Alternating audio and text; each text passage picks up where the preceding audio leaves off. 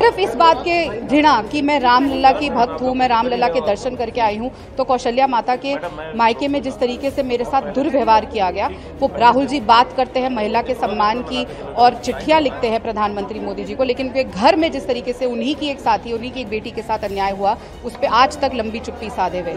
जैसे मैंने कहा ना, मैं मान नहीं सकती थी कि राहुल गांधी, प्रियंका गांधी जी राम विरोधी हैं, सनातन विरोधी हैं, लेकिन मैं खुद देखी हूँ, खुद एक्सपीरियंस करी हूँ फर्स्ट हैंड, इसलिए मैं ये बात बोल रही हूँ। और मैं परसों तक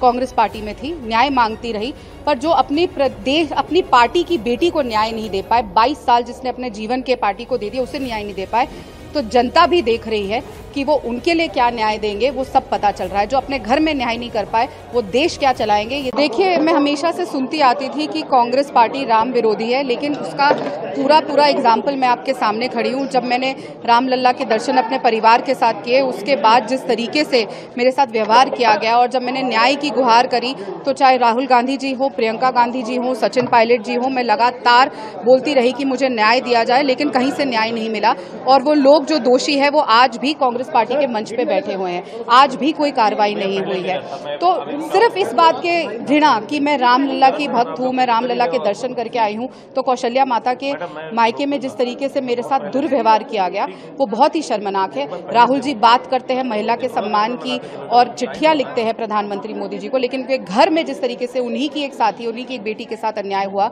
उस पर आज तक लंबी चुप्पी साधे हुए। आचार्य कृष्णन जो एक्स कांग्रेस हैं, आपके साथ रहे होंगे, आपके साथ उनसे पहले ही बातचीत होगी, उन्होंने भी बोला कि किस तरह से राम मंदिर के डिसीजन पर राहुल गांधी ने एक मीटिंग बिठाई, जिसमें उन्होंने एक सुपर पावर कमीशन की बात करी कि इस डिसीजन को रोल बैक किया जाएगा शाहबानू केस की तरह। देखिए,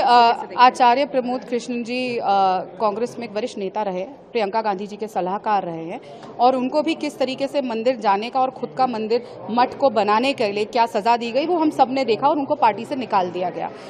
जो खुद सलाहकार रहे हैं और वो किस मीटिंग में रहे हैं, अगर वो ऐसी बात कह रहे हैं तो बहुत जिम्मेदारी से कह रहे होंगे, और मैं उस मीटिंग में नहीं थी, वो मीटिंग में थे, तो अगर वो कह रहे हैं तो बहुत ही चिंतन का विषय है कि इस तरीके का सोच, जैसे मैंने कहा ना, मैं मान नहीं सकती थी कि राहुल गांधी, प्रियंका गांधी जी राम विरोधी हैं, सनातन विरोधी हैं, लेकिन मैं खुद देखी हूँ, खुद एक्सपीरियंस करी हूँ फर्स्ट हैंड, इसलिए मैं ये बात बोल रही हूँ। और जरूर अगर प्रमोद कृष्णन जी ये बात कह रहे हैं तो उसमें कोई ना कोई सच्चाई होगी। आखिरी सवाल, आप कल तक कांग्रेस पार्टी में थी और लोकसभा इलेक्शन जो है चल रहा है, आज भी पोलिंग हो रही है, आपको क्या लगता है कांग्रेस पार्टी का क्या स्टेटस रहने वाला है? मैं परसों तक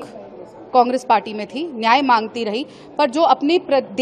पार्टी की बेटी को न्याय नहीं दे पाए, 22 साल जिसने अपने जीवन के पार्टी को दे दिया, उसे न्याय नहीं दे पाए, तो जनता भी देख रही है कि वो उनके लिए क्या न्याय देंगे, वो सब पता चल रहा है। जो अपने घर में न्याय नहीं कर पाए, वो देश क्या चलाएंगे, ये देश की जनता आज देख रही है। और मैं आपके माध्यम से देश की जनता को कहना चाहूंगी कि देखिए, जो अपना घर नहीं संभाल पा रहे, अपने घर में अपनी बेटी को इज्जत नहीं दे पा रहे, वो जो 5 न्याय में से एक महिला न्याय की बात करते हैं, वो पूरा नहीं कर पा रहे, तो वो किसी के साथ भी न्याय नहीं कर पाएंगे, और वो देश चलाने के लिए बहुत ही चिंतन का विषय हो जाएगा, और देश बहुत गलत हाथों में चला जाएगा। तो ऐसी गलती कृपया ना करें।